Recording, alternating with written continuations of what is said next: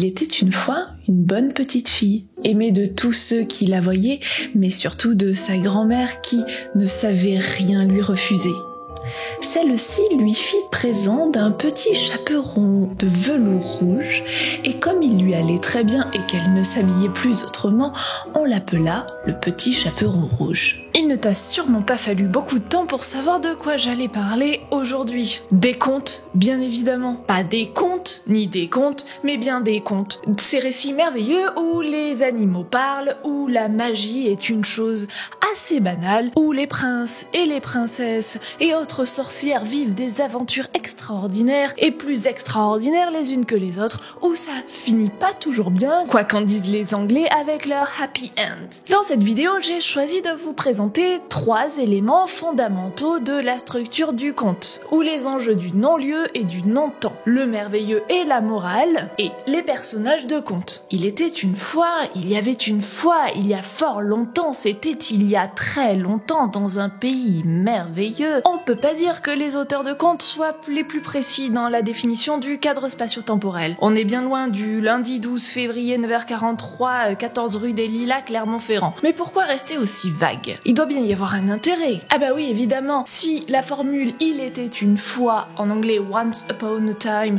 est devenue célèbre, elle permet surtout de créer un univers mental chez le lecteur ou chez l'auditeur. Elle permet de créer un lieu dans lequel tout est possible, tout est réalisable. Aussi, à ce temps inconnu, dans ce lieu inconnu qui se trouve quelque part, les fées peuvent habiller les souillons en princesses, les miroirs peuvent parler aux méchantes sorcières reines, les cheveux des jeunes princesses emprisonnées peuvent permettre de rajeunir ou de soigner les blessures, les animaux peuvent parler et les princes sont charmants.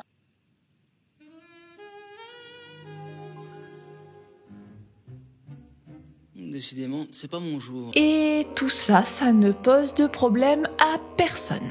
Hansel et Gretel suivirent l'oiseau jusqu'à ce qu'ils arrivent à un cabanon sur le toit duquel il se jucha. Lorsqu'ils s'approchèrent, ils virent que le cabanon était fait de pain et que le toit était fait de gâteaux, les fenêtres de sucre transparent. « Voilà où nous pouvons nous installer, dit Hansel, et avoir un repas béni. Je veux bien manger un morceau de toit. Gretel, tu peux manger la fenêtre, c'est sucré. » Hansel se hissa sur le toit et ramena un peu du faitage pour le goûter, tandis que Gretel se tenait près de la fenêtre et grignotait. Alors retentit une petite voix, et qui venait du cabanon. « Grignoti, grignoti, qui grignote ma maison ?» Une maison en pain d'épices, bien sûr. Difficile de voir ça à la rue des Lilas. C'est une maison bien trop merveilleuse. Merveilleusement merveilleux. Le merveilleux, c'est quoi le merveilleux en fait? Souvent on confond le fantastique avec le merveilleux. Or c'est pas du tout la même chose. Dans le merveilleux, l'indéfinition du cadre spatio-temporel, le fait qu'on sache pas où c'est, quand c'est que ça se passe réellement et précisément, ça permet de créer de nombreux éléments qui en aucun cas dans un récit réaliste, ne pourraient être acceptés. Mais ils sont acceptés comme étant logiques et raisonnables dans le conte. Par exemple, des tasses qui parlent avec une théière. Dans le fantastique, la situation d'énonciation, elle, réaliste. Tout est normal jusqu'au moment où un élément surnaturel, un élément étrange intervient qui vient basculer complètement la situation réaliste.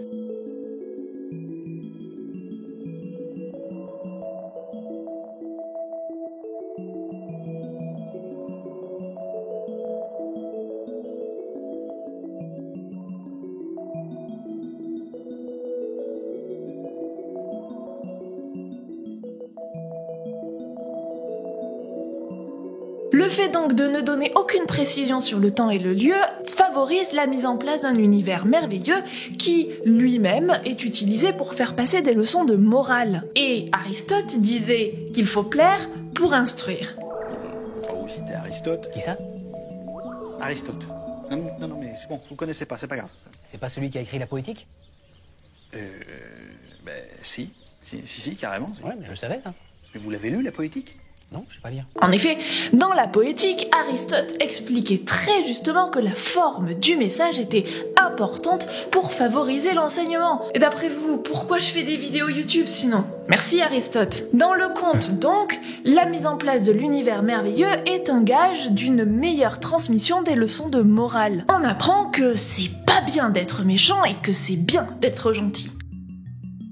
Bon, ça c'est un petit peu caricatural. En vrai, on apprend surtout qu'il faut pas se fier aux inconnus, qu'il faut être prudent, qu'il ne faut pas juger selon les apparences, que le plus faible a souvent des qualités bien supérieures, etc.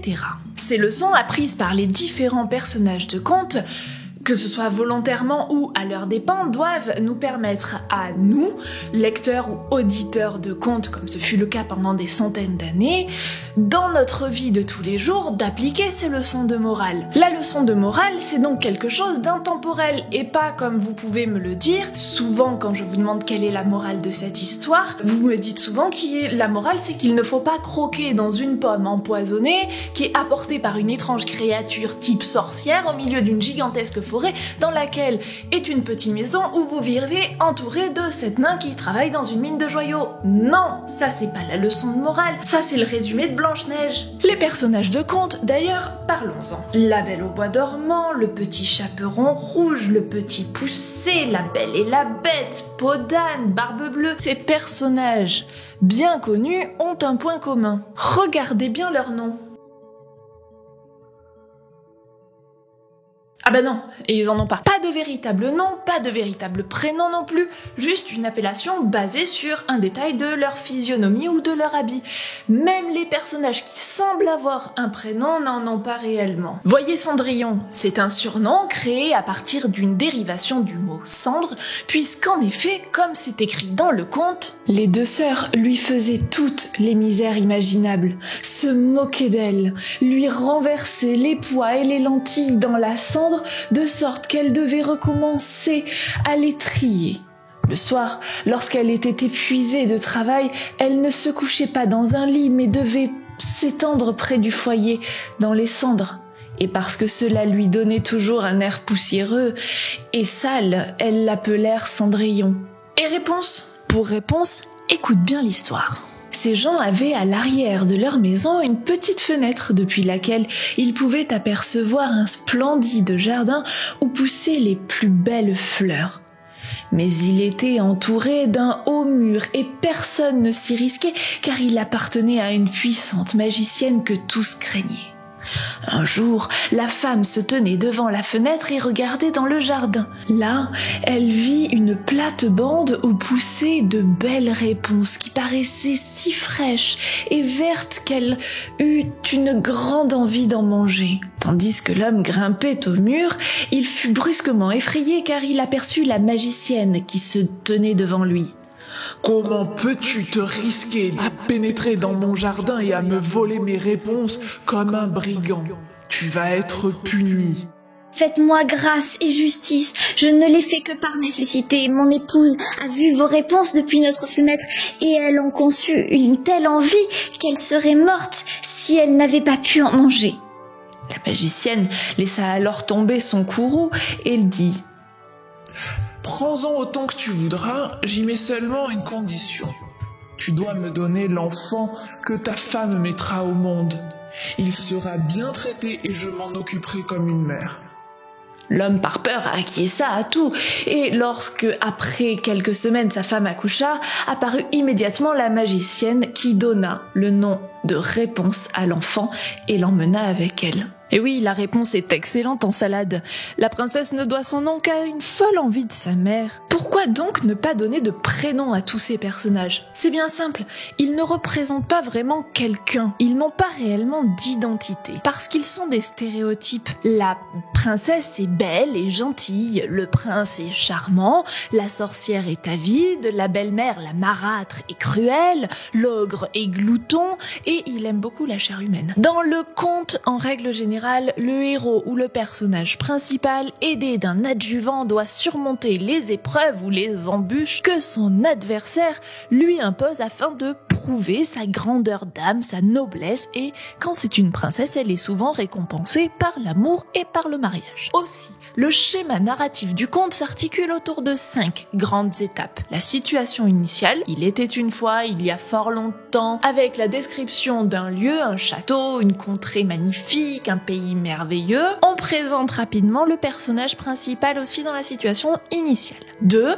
L'élément déclencheur. Un problème, un conflit, un événement très important arrive et souvent c'est l'intervention d'un nouveau personnage qui vient détruire un petit peu tout ce qui allait bien jusque-là. C'est vraiment l'élément déclencheur, ce qui va faire démarrer l'histoire. C'est comme ça que l'histoire va vraiment se lancer. 3. Les péripéties. Le héros tente par tous les moyens possibles de résoudre le problème qui a été posé dans l'élément déclencheur. Il y a beaucoup d'actions qui se succèdent les unes après les autres et le héros se bat contre les éléments pour essayer de trouver une solution. 4. L'élément de résolution. Le héros parvient enfin à trouver une solution au problème. 5. La situation finale. Le héros est récompensé. Hurrah!